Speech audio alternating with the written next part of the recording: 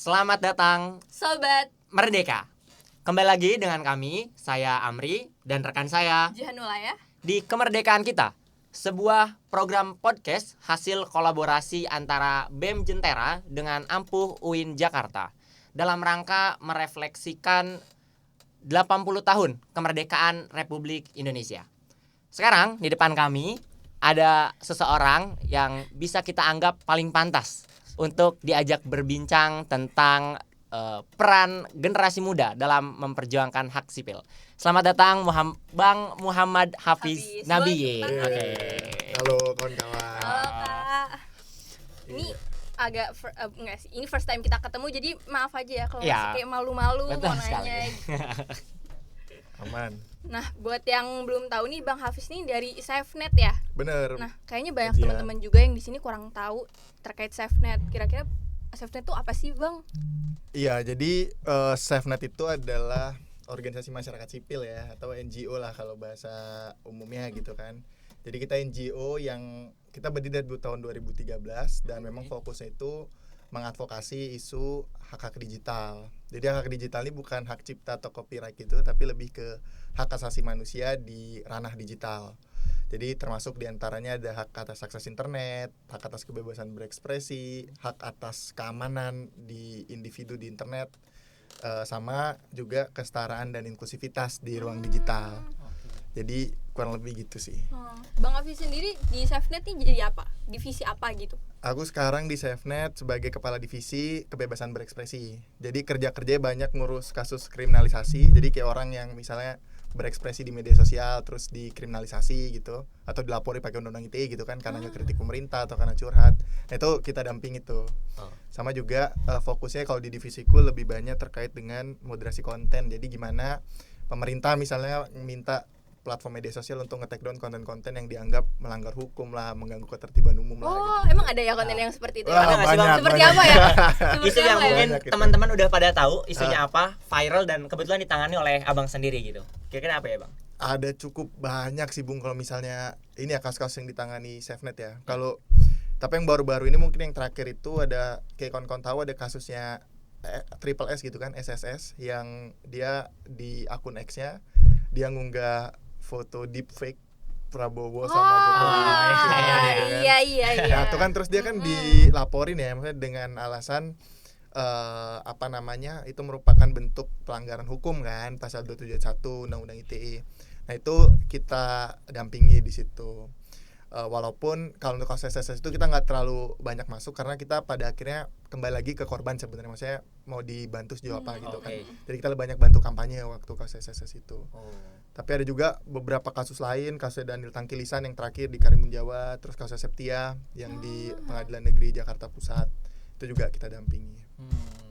Banyak juga ya kasusnya. Banyak juga. Tapi kalau Banyak. setelah dipikir-pikir dan apa yang diomongin, aku jadi mikir, itu kan seharusnya kebebasan yang seharusnya dimiliki kan saat Ya. kita merdeka. Jadi kayak kita nih sebenarnya udah merdeka atau belum sih?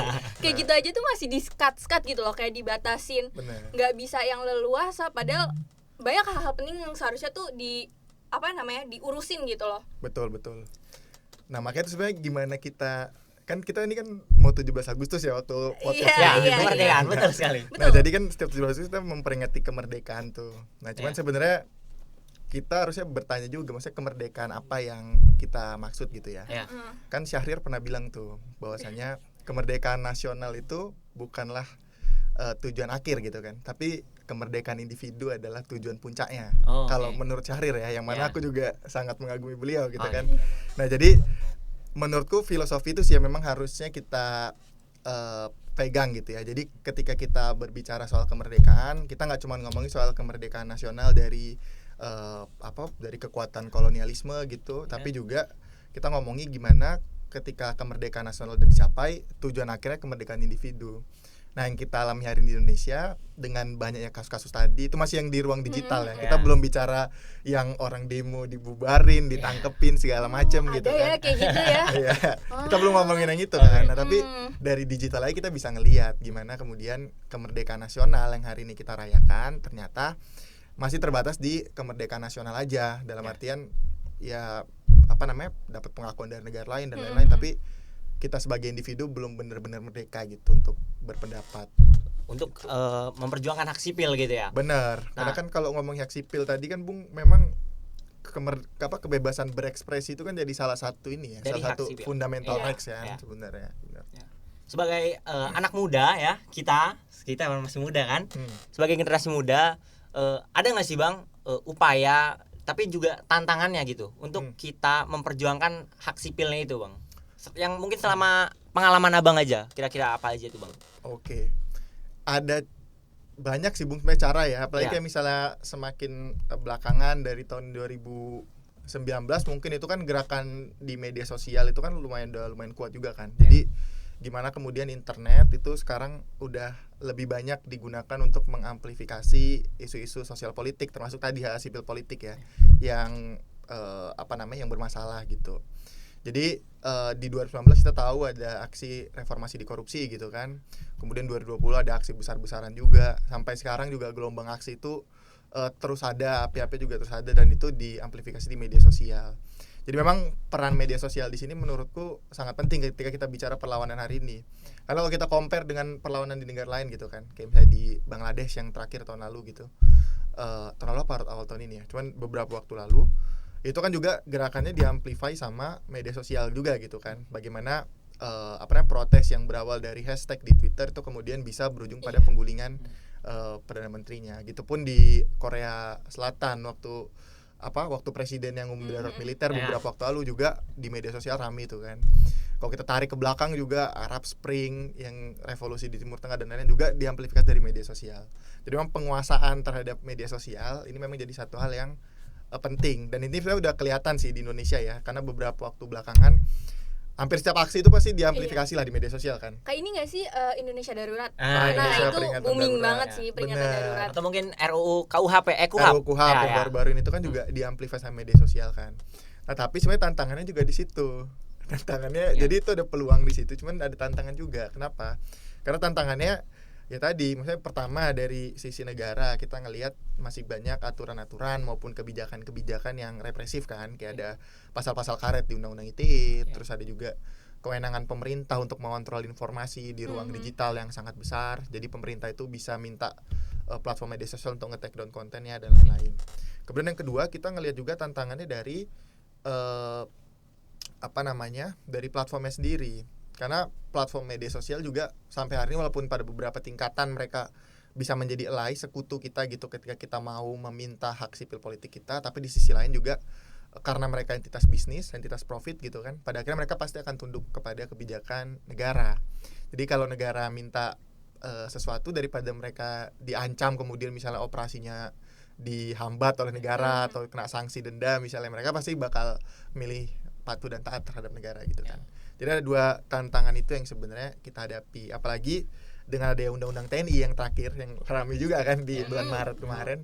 Itu juga makin memperluas tuh wewenang TNI militer di ruang siber, karena ada perluasan operasi militer selain perang jadi operasi pertahanan siber. Jadi itu yang jadi tantangan sih sebenarnya hari ini. Dengan disahkannya itu ada nggak sih sekarang impactnya di SafeNet aja dulu deh, nggak usah kemana-mana. Jadi yang terakhir kalau undang-undang TNI itu kan satu pasal yang memang jadi fokus utama SafeNet yang tadi ya, yang OMSP itu kan. Jadi TNI hari ini punya kewenangan untuk melakukan operasi militer selain perang dalam konteks membantu menanggulangi ancaman pertahanan siber. Nah, cuman ancaman pertahanan siber ini juga nggak jelas tuh definisinya apa, karena kalau kita bicara diskursus di kajian-kajian terkait pertahanan hari ini, sebenarnya pertahanan siber itu luas. Jadi ada ancaman yang sifatnya teknis, ini kayak serangan ke website pemerintah misalnya, atau ke database pemerintah, atau ke instalasi infrastruktur kritis kayak misalnya sistem di bandara segala macam. Sama ada juga yang ancaman sifatnya itu sosial, jadi ancaman sifat psikologis. Itu yang biasa gitu, bukan? doxing, iya. Cuman yang dimaksud di sini lebih ke propaganda asing gitu-gitu. Oh iya, akal-akalan barat. Kalau sekarang viral itu akal-akalan barat ya. Anti asing gitu-gitu kan. Nah, jadi TNI itu sekarang juga punya wewenang untuk menanggulangi tadi propaganda barat. Nah, wewenang sejauh apa ini yang belum tahu nih kita, sejauh mana cakupannya. Karena ketika tadi kita lihat perkembangannya hari ini gimana, kita udah ngelihat bagaimana kemudian dari undang-undang TNI kemarin aja loh waktu disahin. Itu dari hasil dokumentasi SafeNet, beberapa kodam di bawah beberapa unit militer yang ada di bawah Kodam Udayana itu langsung menyebarkan propaganda, video-video propaganda. Jadi ada puluhan video propaganda yang diunggah sama akun-akun medsos Kodim, kemudian Koramil yang ada di bawah Kodam Udayana, yang isinya itu untuk untuk mendiskreditkan lah upaya masyarakat sipil dengan menyebut apa yang dilakukan masyarakat sipil dengan menolak undang-undang TNI itu merupakan bentuk propaganda asing. Itu merupakan bentuk bentuk titipan asing, agenda asing segala macam. Aku jadi inget kayaknya viral juga deh yang waktu itu ada saat demo RUU TNI ya, terus di depan ditanyain kalian ngapain di sini, terus pada diem. Oh iya benar banget tuh. Itu yang TNI bukan? Iya benar. Kalau saya TNI deh. Iya benar itu. Ya kan itu TNI itu agak memalukan ya. Lain kali mungkin kalau cari buzzer siapa yang nyawa itu lebih baik diseleksi dulu gitu biar nggak malu-malu banget. Bener, parah sih itu mereka tuh. Justru RUU TNI itu justru dari pasal yang tadi ya yang udah disebutin, kewenangan sejauh mana kewenangan mereka itu tidak dibatasi secara jelas berarti ya. Betul, Bung. Itulah kenapa makanya berbahaya buat masyarakat sipil. Benar. Karena kayak misal tadi ancaman teknis kita sepakat ya. Karena misalnya perang hari ini kita tengok lagi keluar.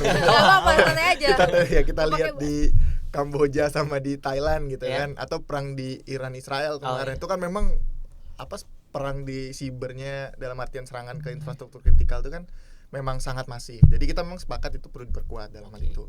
Tapi ketika TNI militer dalam hal ini masuk untuk menanggulangi ancaman sosial, ini yang agak berbahaya sebenarnya. Karena sejauh apa dia bisa masuk gitu kan. Karena kalau kami menilainya seharusnya TNI bisa masuk untuk menanggulangi ancaman sosial, tapi harusnya dibatasi dong. Maksudnya dibatasi ke siapa? Misalnya ke prajuritnya aja supaya nggak membelot gitu kan, supaya tetap nasionalis apa segala macam gitu kan. Nah, tapi karena kalau dia masuk ke rakyat ini takutnya kan malah menciderai proses diskusi yang memang wajar dan memang lumrah dan seharusnya ada dalam masyarakat demokratis kan gitu. Tapi emang kalau balik lagi ngomongin kemerdekaan ya nggak balik lagi sih, kita ngomongin kemerdekaan, aku tuh nggak pernah ngerasa kita ini benar-benar yang merdeka gitu loh. Pasti ada aja gitu kayak yang diskusi didatengin aparat lah apalah. Betul. Yang kayak gitu, terus kayak mau berekspresi aja harus kayak aduh nanti gue ditangkap nanti gue ini nggak ya. Benar. Padahal kayak perlu pakai kata ganti ya. Iya, supaya dan kita jadi nggak tahu gitu batasan mau menyuarakan ekspresi itu seperti apa. Betul. Karena nanti ujung-ujungnya pasti kayak wah lo nyebarin kebencian, ujaran kebencian. Bener.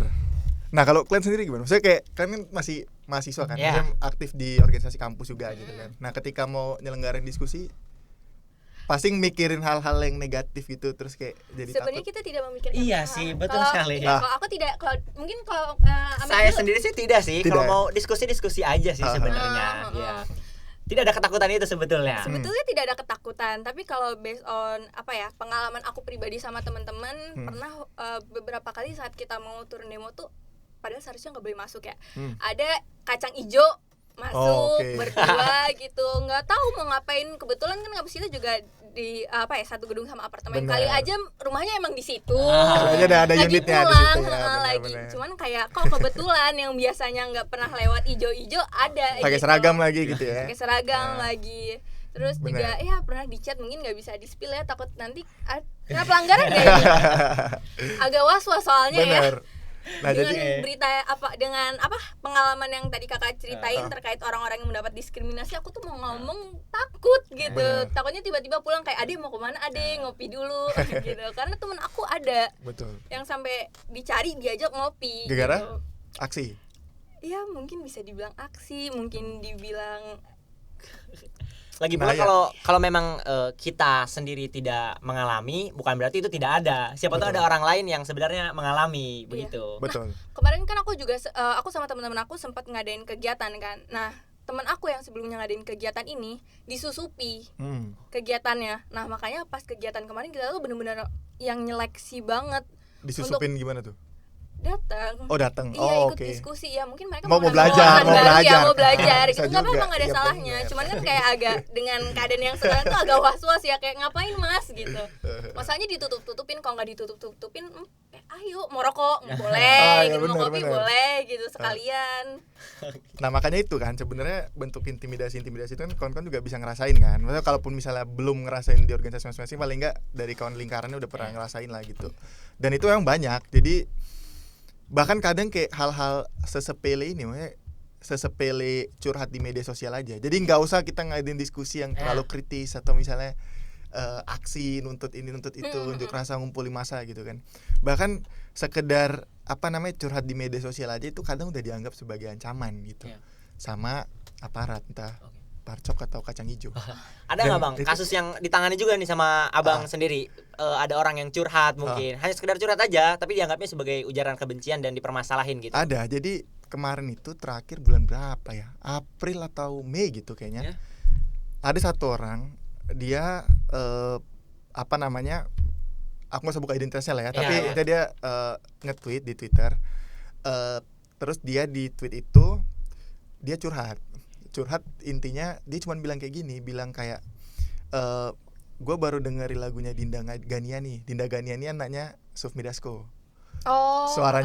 Suaranya enak juga didengar ternyata gitu kan kira-kira. Nah tapi setelah gue tahu tapi ternyata dia anaknya Sufmi Dasko, jadi gue langsung nggak selera gitu lah, langsung jijik gitu lah katanya kan. Nah setelah dia nge-tweet itu, serang beberapa hari kemudian, 3 hari atau berapa hari, langsung didatangi sama polisi. Padahal tweetnya nggak rame. Bahkan yang view itu cuman 500 atau berapa, yang nge-retweet nggak ada, yang nge-reply retweet nggak salah, reply 1, retweet nggak ada, yang nge-komen nggak ada, sesedikit itu, yang nge-like pun nggak ada juga. Tapi itu dia sampai dilaporin ke polisi. Dengan alasan apa nih? Hanya karena tidak suka aja itu. Hanya karena tidak suka aja. Hanya karena dia curhat, dia nggak suka dengar lagunya si Dindangan, suara Dindangannya, karena dia tahu dia anaknya Sufmi Dasko. Nah kalau didatengin ada laporannya nggak? Atau ya sekedar didatengin? Sampai didatengin, sampai ada laporan. Nah laporannya tentang apa? Tentang pasal 27 kalau nggak salah, sama kena perlindungan anak. Karena itu si Dinda Ganiani tuh masih di bawah umur ternyata. Jadi sampai segitu ya, karena katanya sampai si Dinda Ganiani itu kena mental gitu-gitu. Nah sebenarnya kita bisa paham ya, maksudnya ketika misalnya itu maksudnya kayak itu perlindungan anak segala macam lah. Cuman yang jadi pertanyaan kan, kalau misalnya adik kita yang lapor kayak gitu, apakah 2 hari langsung polisi datang ke rumah? Itu jadi pertanyaan gitu. Makanya, dan apakah yang kayak gitu harus dikriminalisasi gitu, atau cukup sebenarnya dikasih teguran gitu kan? Emang itu menurut aku terlalu berat sih, terlepas dari apa yang dilakukan mungkin salah atau benar ya. Tapi bisa nggak sih untuk pemerintah tuh, makanya sekarang UIT dibatasin kan, kalau penyelenggaraan negara tuh nggak bisa ngelaporin masyarakat pakai itu, kayak dikit-dikit tuh kayak ngobrol dulu, ayo, jangan tiba-tiba lapor gitu. Tapi itu benar, putusan MK itu juga nggak seprogresif itu kalau kami ngelihatnya. Karena maksudnya yang di tafsir MK itu memang itu memperkuat ya, aku nggak ngerti juga secara hukum gimana kan. Memang memperkuat. Tapi sebenarnya kalau undang-undang ITE yang lama aja udah bukan yang lama, yang versi 2024 yang terakhir direvisi itu udah ditegakkan, sebenarnya nggak perlu ada putusan MK itu lagi gitu. Karena sebenarnya di undang-undang ITE yang yang terakhir itu memang udah ada pengecualian bagi kepentingan publik.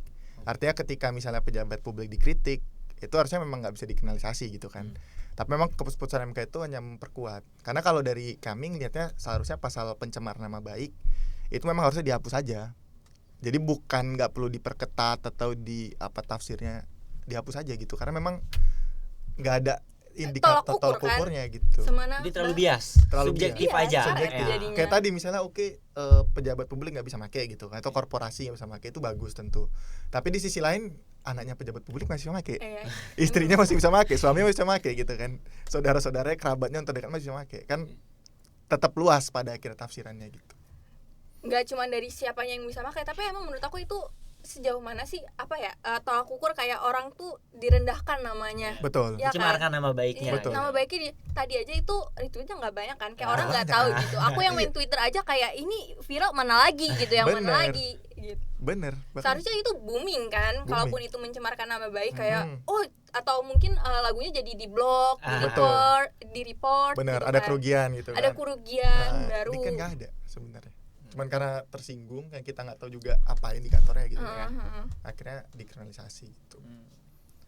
Nah dan sekarang itu dampaknya gini loh, sebenarnya dampaknya itu kenapa kami bilang harus dihapus, karena juga itu nggak cuman berdampak ke orang yang dikriminalisasi aja gitu kan, tapi juga berdampak ke keluarga dia, orang-orang terdekat dia, karena pasti kan cara emosional itu kan bakal bener-bener nguras gitu kan, juga kepada orang-orang lain. Jadi di SafeNet itu sekarang aduan yang masuk itu bukan cuman ketika orang udah dikriminalisasi, tapi bahkan ketika orang mau nge-tweet aja orang banyak konsultasi ini Oh, kira-kira ada. Oke. iya Bisa, memang bisa begitu ya. ya kita bantu Oke. walaupun sebenarnya bukan fokus kita ke situ, Aha. tapi kita tetap ngasih masukan kan.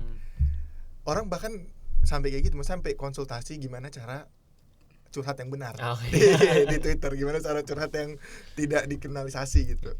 Dan kita jawabnya kadang bingung juga kan, Bu, karena maksudnya nggak ya tahu udah, juga kan cakupannya gimana. cakupannya kita juga nggak tahu gitu. Dan kalau kita bener-bener batasi kan malah jadi self censorship kan gitu. Iya. Ya. Nah, makanya itu yang jadi masalah sebenarnya si pasal-pasal karet ini gitu. Tapi malah kalau ngomongin itu bener-bener ternyata tuh intimidasi, kriminalisasi tuh seberdampak itu.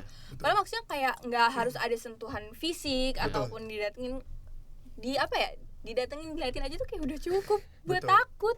Makanya aku ngerasa sekarang tuh anak muda jarang mau vokal karena ya hal-hal kayak gini gitu. Benar. Dan menganggap hal itu tuh nggak penting, kayak ya udah lewat pemerintah pasti bakal kayak sama aja gini. Betul. Karena aku ngajak temanku untuk kayak aware aja ya. Aku nggak ngajak untuk ikut demo atau apalah. Untuk aware aja tuh mereka kadang masih susah gitu. Benar. Kayak enggak ngapain yang kayak untuk apa sih, pentingnya buat gue apa sih yang kayak gitu. Betul. Atau kayak gue mau, ada temen aku mau deh ikut demo tapi kayak gue takut gue didatengin. Benar. Ini yang kayak gitu. Nah, maka kalau kita refleksikan ke topik soal kemerdekaan kan sebenarnya yang jadi pertanyaan, kita udah benar-benar ngerasa merdeka belum? Betul Itu, sekali. aku aja nggak merasakan kemerdekaan. Ya Bener. kita bebas sih dari penjajah, cuman Nah. kan kayak untuk merdeka tuh nggak harus kita dijajah sama bangsa asing ya, Ya, sama bangsa betul. sendiri pun Sendiri. kita bisa Nah, itu gitu dia. loh. Benar, Benar, makanya benar, itu. Makanya kan kalau misalnya kita refleksikan juga ketika zaman penjajahan kita baca-baca buku sejarah gitu kan.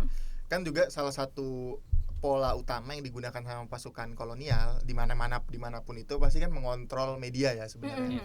Kalau zaman dulu mungkin lebih ke media cetak gitu ya, kayak koran. Menurut zaman Orba mungkin lebih ke radio sama televisi gitu kan. Nah, itu kan benar-benar dikontrol. Nah, hari ini pemerintah juga sadar akan itu. Jadi memang karena pola konsumsi masyarakatnya juga udah nggak mayoritas membaca koran atau membaca atau nonton televisi atau radio lagi, jadi memang yang dikontrol ya media sosial yang tiap hari kita buka gitu kan, yang tiap hari kita pakai gitu. Mereka juga terus berinovasi ya untuk membatasi kita. Benar. Gitu dia. Makanya tantangannya tadi itu Bung Gote, tantangan ya gimana kita bisa ini kan, bisa lepas lah ya, mas dalam tanda kutip, bisa menghindari lah ya pola-pola represi, pola-pola pembatasan yang baru-baru ini mereka lakukan. Karena pemerintah di seluruh dunia itu juga udah sadar sebetulnya akan hal ini. Makanya baru-baru ini di internasional juga PBB itu tahun lalu baru ngesahin yang namanya UN Cybercrime Treaty. Jadi traktat internasional untuk keamanan siber gitu-gitulah. Dan yang nge-propose itu Rusia, Tiongkok, Iran dan kawan-kawannya, blok-blok inilah ya, maksudnya blok-blok yang oposisi sama AS itu. Dan kalau kita lihat dari substansinya, itu juga ada beberapa peraturan yang memang berpotensi untuk semakin membatasi kebebasan berekspresi. Karena di situ agak teknis sebenarnya yang diatur ya, cuman sederhananya nggak ada batasan-batasan yang clear, yang konkret sejauh mana negara bisa mengakses data pribadi masyarakatnya untuk tujuan keamanan siber, keamanan nasional. Yang mana istilah keamanan siber, keamanan nasional ini juga seringkali vague gitu kan, kabur. Jadi Indonesia itu jadi salah satu negara yang terlibat aktif dalam pembuatan si UN Cybercrime Treaty itu. Walaupun pasal-pasal yang aktif dimasukin Indonesia lebih banyak yang terkait transfer teknologi segala macam yang untuk ekonomi lah, pembangunan gitu kan. Tapi Indonesia juga aktif itu. Nah, ketika ini misal nanti diratifikasi sama pemerintah, ini juga perlu kita waspadai gitu ya, karena keberadaan pasal-pasal tadi itu. Jadi sekarang kan banyak juga aktivis Indonesia ya, yang maksudnya karena dia bersuara di media sosial, kayak Veronica Koman misalnya, karena dia bersuara soal Papua gitu kan, akhirnya dia jadi buronan, bakal kena pasal berlapis, 4 pasal kalau nggak salah, kena ITE, KUHP, Undang-Undang 46, terus Undang-Undang 2008 soal kebencian rasial. Nah, ketika dia jadi buron kan dia akhirnya sekarang jadi jadi eksil ya di Australia. Nah, dengan adanya si UN Cybercrime Treaty itu, ini berpotensi eksil-eksil Indonesia yang di luar negeri, pemerintah bisa minta pemerintah dan negara lain untuk mulangin itu, untuk mengekstradisi. Karena dia nggak ada bacaan yang clear. Karena kalau di peraturan sekarang kan ada biasanya menggunakan peraturan Interpol. Nah, kalau di piagam Interpol itu jelas Interpol nggak bisa nangani kasus-kasus yang berbau politis, ada muatan politis. Jadi cuma bisa beberapa kasus aja kayak korupsi, terus juga aku lupa berapa, tapi jelas ada klausul di situ bahwasanya kasus urusan politis tuh nggak bisa. Makanya Habib Rizik itu juga nggak bisa dipulangi kemarin, karena walaupun emang nggak masuk dalam kategorinya. Dan itu kan politis kan sebenarnya, walaupun ya sering berseberangan sama kita juga gitu kan. Kan politis maksudnya pemerintah kan gitu kan. Makanya Interpol nggak bisa masuk situ. Nah tapi dengan adanya si peraturan PBB yang baru ini memungkinkan untuk adanya itu. Itu makin menakutkan. Jadi makin kabur aja dulu juga tidak relevan. Nggak relevan, nggak bisa kabur kemana gitu, tetap dicecer. Bener. Tapi kan tadi kita ngomongin masalah kayak seputar apa ya, gimana kriminalisasi itu ada ya. Nah aku tuh pengen ngobrolin terkait gimana ya caranya kita ngajak anak muda tuh untuk sadar gitu, untuk lepas dari ketakutan ini. Karena kan menurut aku ya, dan dari sudut pandang aku, kebanyakan tuh orang ngeliat kalau kita mau gerak, kita mau ngelawan itu pasti harus sesuatu yang kayak ikut demo lah, jadi inilah, jadi padahal menurut aku dari hal-hal kecil, sekecil repost aja di Twitter kayak waktu peringatan darurat itu udah berdampak banget, ikut template yang di Instagram itu tuh juga berdampak, tapi orang tuh masih kurang aware gitu. Masih kayak apa sih ini, ngapain sih, dan kebanyakan tuh terdistraksi dengan video-video lucu. bener gemoy yang kayak gitu kan, kayak stop ngomong gemoy. bener iya sih, makanya aku sepakat tadi sebenarnya kan, kalau misalnya sebatas repost apa segala macam atau ngepost di IG itu memang jadi satu hal yang bisa dilakukan dan sangat-sangat doable gitu, walaupun beberapa orang juga tidak melakukan itu gitu kan, tapi itu saya satu langkah lah gitu ya. Nah tapi pertanyaannya apakah itu kemudian cukup kan gitu.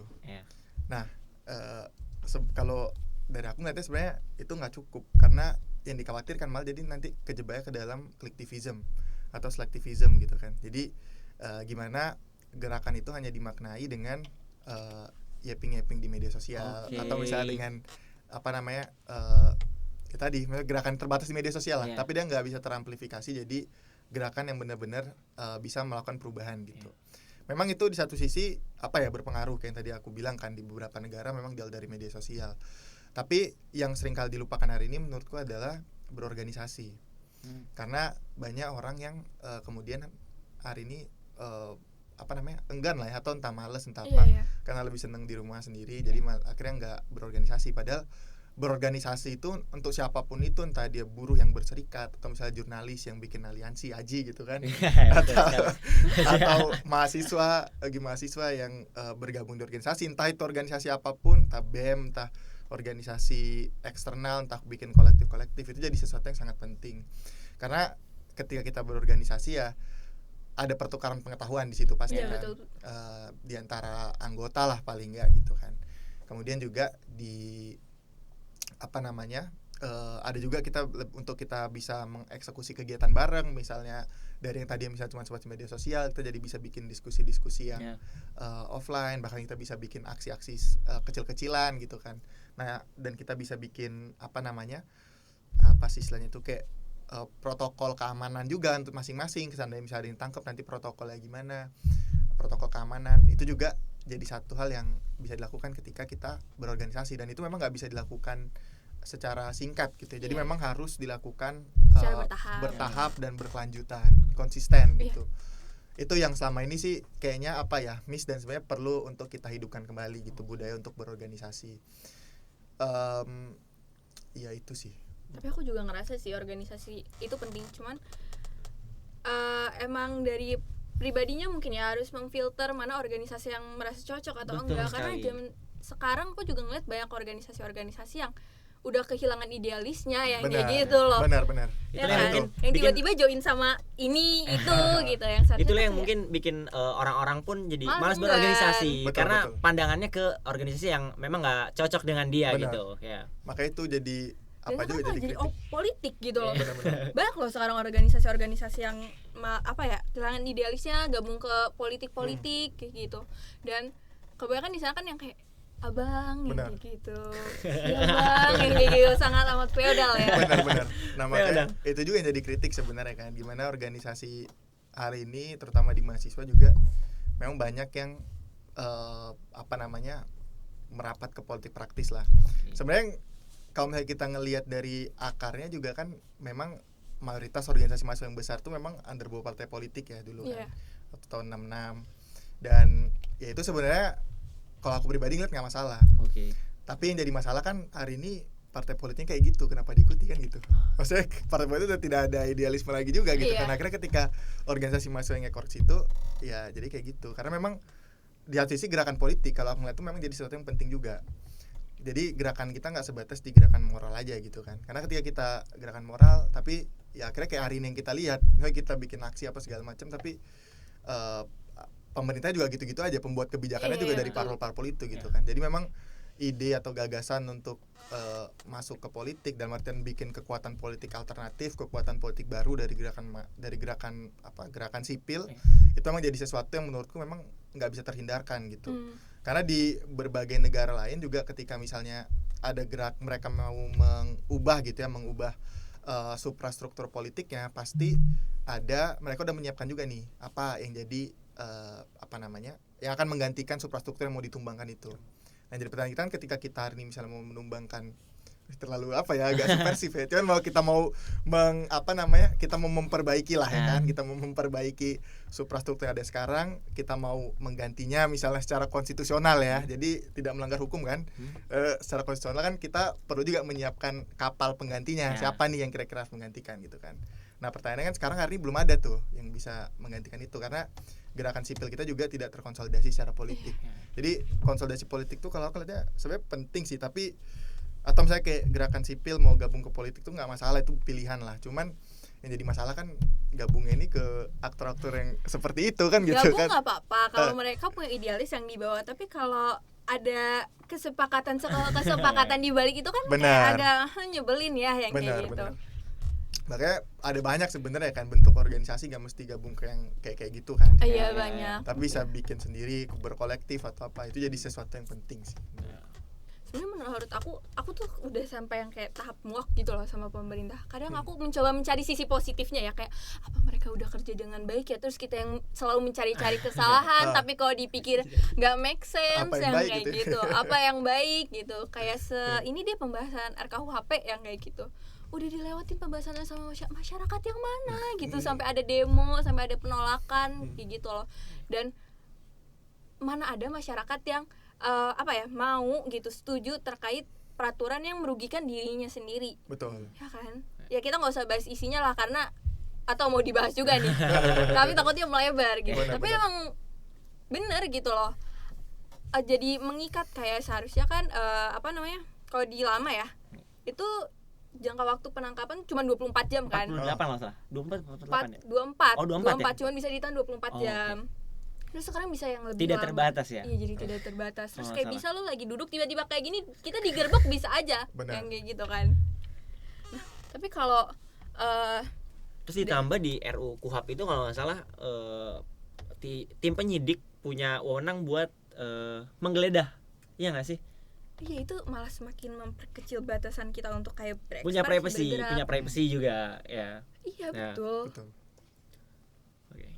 Sampai udah nggak tahu ini mau ngomong apa. Tapi emang bener-bener aku tuh sampai speechless. Orang-orang tuh pada semangat kayak bentar lagi 17 Agustus. Orang tuh semangat karena liburnya, diskonnya kayak gitu kan. Tapi kayak apa sih yang kita rayakan itu? Gitu. Angka kemiskinan masih banyak, pengangguran deh.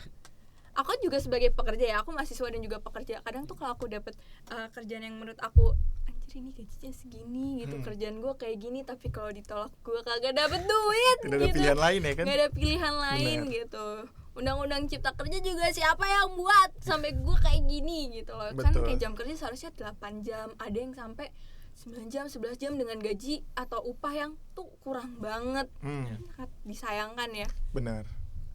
Apalagi dan menurut aku anak zaman sekarang juga sedikit aware sih masalah pendidikan gitu loh. Jadi kan biasanya orang-orang yang berorganisasi tuh orang lihatnya kayak karena dia ikut kampus gitu. Padahal kayak lo nggak kuliah, lo nggak sekolah, lo juga tetap bisa berorganisasi. Benar.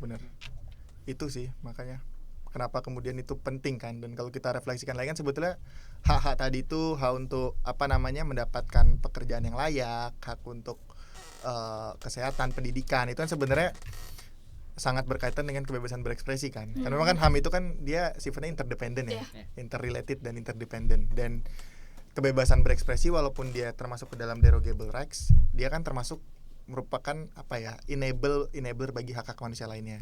Karena kalau nggak ada kebebasan berekspresi, kita nggak bisa tuh misalnya nuntut pemerintah untuk ngasih pendidikan yang gratis. Kayak kemarin tuh ada si Korik yang di Unri, mahasiswa Unri, dia ngekritik rektornya karena kebijakan kenaikan UKT atau uang pangkal atau uang apa gitu. Akhirnya malah dipolisikan sama rektornya karena dia ngekritik itu di media sosial. Nah, artinya kan ketika misalnya kita berekspresi, atau kayak Septia misalnya, buruh perempuan yang dikriminalisasi sama John LBF karena dia nuntut haknya sebagai buruh gitu kan. Itu juga dikriminalisasi kan, dia nuntut haknya. Artinya kan memang kalau misalnya tadi nggak ada kebebasan berekspresi, ya dia nggak bisa nuntut itu gitu. Sama kayak yang terjadi dengan Khorik, dengan Septia gitu kan. Jadi sangat penting untuk kita memaknai kemerdekaan ini sebenarnya, kebebasan berekspresi tadi itu. Termasuk di digital juga ya. Termasuk dan di digital. Abang termasuk pejuangnya lah ya.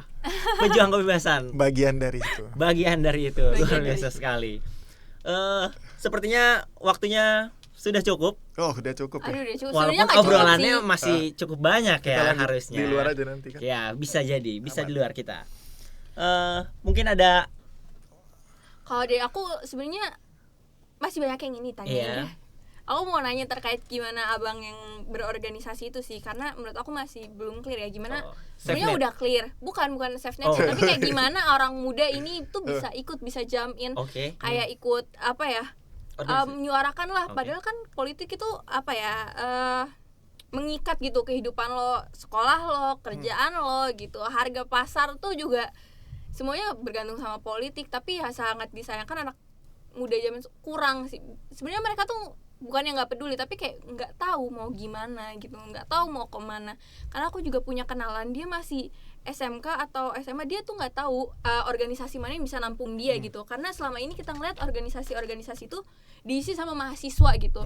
Kita nggak ngeliat yang siswa-siswi yang masih sekolah tuh sebenarnya juga mau bersuara, tapi terhalang gitu sama lo masih kecil, lo mana ngerti. Dulu waktu aku masih sekolah juga, kalau ada yang ikut demo keluarin gitu. Karena kan kayak aduh serem banget gitu.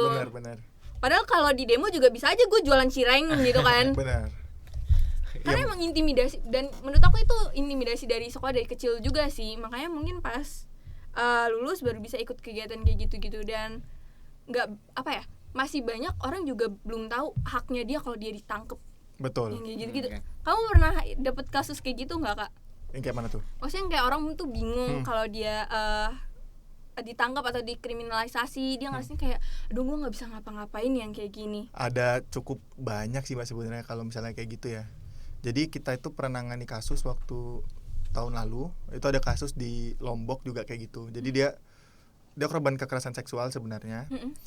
Sama atasannya. Jadi ini anak magang, korban kekerasan seksual sama atasannya. Terus dia curhat lah di Facebook kan, dia ditangkap pakai undang-undang ITE. Tapi gitu juga, maksudnya ketika proses hukum, dia belum dampingi pendamping hukum.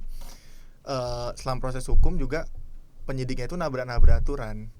Jadi kayak soal surat penetapan tersangka, kemudian surat penyidikan. Kan itu kan sebenarnya ada hukum acaranya ya sebenarnya harus diikuti polisi kan. Diikuti penyidik, tapi itu juga ditabrak dan itu sangat lumrah di kasus kriminalisasi pakai undang-undang ITE, terutama untuk kasus-kasus yang memang nggak dapat atensi publik ya, yang entah pelapornya atau terlapornya itu bukan tokoh publik, itu memang sangat lumrah ditabrak-tabrak. Nah dengan adanya RKUHP yang baru kan sebenarnya kan harapan kita itu bisa diperbaiki kan, tapi ya kita lihat aja nanti gimana gitu kan. Tapi itu memang jadi sesuatu yang sangat lumrah sebenarnya. Nah kemudian yang kedua terkait organisasi tadi, sebenarnya memang agak tricky untuk memilih organisasi yang kita mau bergabung kan, karena memang pasti apalagi kalau misalnya nggak ada kawan di organisasi itu gitu kan, atau kita belum terlalu mengenal. Jadi bisa mulai sebenarnya dari mungkin kita bisa nge-follow dulu akun-akun Instagramnya atau ngikutin kegiatan organisasi apa, kita pelajarin nilainya. Atau SafeNet tuh bisa dijangkau dari umur berapa atau kayak tingkatan berapa sih? Nah kalau di SafeNet karena memang ADRT ya. Jadi kan di ADRT memang minimal di SafeNet itu 18 tahun. 18 tahun. Berarti nggak ada yang cakupan kayak harus kuliah dulu harus kan? mahasiswa. Mahasiswa semester berapa gitu. Itu yang ada sih, nggak ada harus semester berapa, bahkan batas atas juga nggak ada. Artinya kalau 50 tahun juga nggak apa juga sebenarnya. Tapi memang ada proses seleksi dan lain-lain. Nah tapi memang nggak ada ya, maksudnya kayak aturan yang membatasi, karena kami percaya misalnya di SafeNet ya siapapun yang mau belajar, yang mau ikut berjuang soal digital ya bisa bergabung dengan SafeNet gitu, entah sebagai relawan atau sebagai pendukung atau sebagai apapun itulah sesuai dengan kapasitasnya gitu kan. Bisa nggak sih kalau ada nih barangkali ada yang mau coba join SafeNet atau tahu habis lihat video ini jadi tahu SafeNet gitu. Dan kabarnya hari ini sedang ya sayangnya kalau di upload udah habis dong. Betul sekali. Mungkin bisa next time, cuman bisa di follow kali atau kayak terkait apa aja sih persyaratannya gitu. Tapi mungkin itu terlalu panjang. Tapi kira-kira itu tuh ada open rekrutmennya tuh bulan apa aja sih? Atau enggak? Atau mungkin yang buat relawannya, yang buat anggota gitu. Nah biasanya kalau di SafeNet tuh jadi ada namanya drive itu kayak kaderisasinya lah ya istilahnya. Jadi pendidikan untuk calon relawan. Nah drive ini diadakan di setiap 1 tahun sekali biasanya. Cuman memang nggak rutin juga sih sebenarnya. Jadi sesuai kebutuhan organisasi aja. Nah cuman drive ini memang sayangnya memang masih dikit yang bisa ikut karena keterbatasan dana sebenarnya, karena kita biasanya memang nge-cover semuanya kan, termasuk juga keberangkatan dari kota asal dan lain-lain. Karena pusatnya itu SafeNet di Bali. Tapi drive sebenarnya bisa di mana-mana sih, Bu. Kayak akomodasi untuk kayak penginapan kan ada kaderisasinya gitu. Nah itu yang memang jadi apa? Kayak jadi tantangan lah ya karena ada itu. Nah cuman memang ini jadi refleksi juga sih, maksudnya gimana supaya bisa lebih luas lagi gitu kan. Tapi untuk sementara itu sih. Jadi kalau untuk caranya tiap tahun memang ada buka, jadi bisa diikuti aja di akun Instagram atau di website. Biasanya di pertengahan tahun. SafeNet Voice nama Instagramnya, atau Twitternya juga SafeNet Voice. TikTok kita belum ada sebenarnya, cuman belum begitu aktif karena agak ini kan harus menyesuaikan lah pola konsumsi penggunanya kan. Nah biasanya bukanya itu di bulan Juli. Jadi Juni, Juli, Agustus gitu biasanya. Pokoknya di pertengahan tahun lah. Tapi berarti tiap tahun ada pasti? Nggak pasti. Nggak pasti juga. Tapi nggak apa-apa, itu jadi tantangan. Hampir tiap tahun. Hampir tiap tahun. Benar. Hampir tiap tahun. Ya pasti ada lah regenerasi terus-terusan yang kayak gitu. Makanya nanti bakal ada ini sih, kemungkinan bakal ada program baru juga di tahun depan yang memungkinkan lebih banyak orang terlibat. Tapi nanti ikutin aja makanya kalau mau tahu. Berarti follow SafeNet. Gitu ya. Mungkin ada terakhir nih Bang. Ada kata-kata motivasi buat anak muda. Kita kasih paham Bang. Kita kasih paham orang-orang yang nonton. Untuk kata-kata penutup ya, sebagai closing statement aja dari Abang sendiri. Gue nggak jago lagi bikin kata-kata. Tapi intinya gini sih, karena kita balik lagi ke tema ya, memaknai kemerdekaan kan. Jadi negara kita kan memang negara yang memang udah merdeka ya secara nasional. Kita udah pengakuan dari negara lain, kita udah dapet secara branding juga kita di branding sebagai negara demokratis terbesar di Asia Tenggara gitu kan, bahkan negara demokrasi terbesar ketiga di dunia kalau nggak salah setelah India, Amerika Serikat, Indonesia. Nah kita sebagai orang muda harus tahu itu gitu. Jadi bangga ya, harus tahu itu, harus bangga juga harus gitu bangga. Kan, harus bangga karena itu kan bagian dari pencapaian kemerdekaan nasional kita. Nah tapi bangga jangan cukup di situ aja, karena di sisi lain pemerintah nggak boleh cuman ibaratnya pencitraan di luar aja atau ke eksternal, tapi ke internal pemerintah juga harus membuktikan itu. Dan sebagai orang muda kita memang harus dan wajib hukumnya untuk memperjuangkan kebebasan itu gitu, karena itu amanat dari konstitusi, itu yang diperjuangkan sama pejuang-pejuang kemerdekaan kita dulu, gimana lepas dari belenggu pemerintahan otoriter kolonial Belanda waktu itu. Dan ketika misalnya hari ini kita merasakan kita menghadapi apa yang sama, kita jangan cukup menikmati kemerdekaan dari tapi kita harus merebut juga, kita harus memperluas lagi kemerdekaan itu, sehingga kemerdekaan yang kita rasakan hari ini benar-benar kemerdekaan kita sebagai individu untuk bebas berkarya kayak yang dibilang Syahrir di awal tadi aku bilang. Oke, keren banget. Itu yang di belakang layar bener. Ada penonton bayaran ya. Tapi bukan bazar, tenang aja, karena mereka tidak dibayar. Oh iya benar-benar. Lebih ke pemaksaan. Oke, mungkin udah cukup banyak yang kita obrolin ya. Oke. Sayang sekali episode ini harus berakhir ya, episode kali ini. Terima kasih banyak buat Bang Hafiz telah memberikan pandangan dan ilmunya juga ya.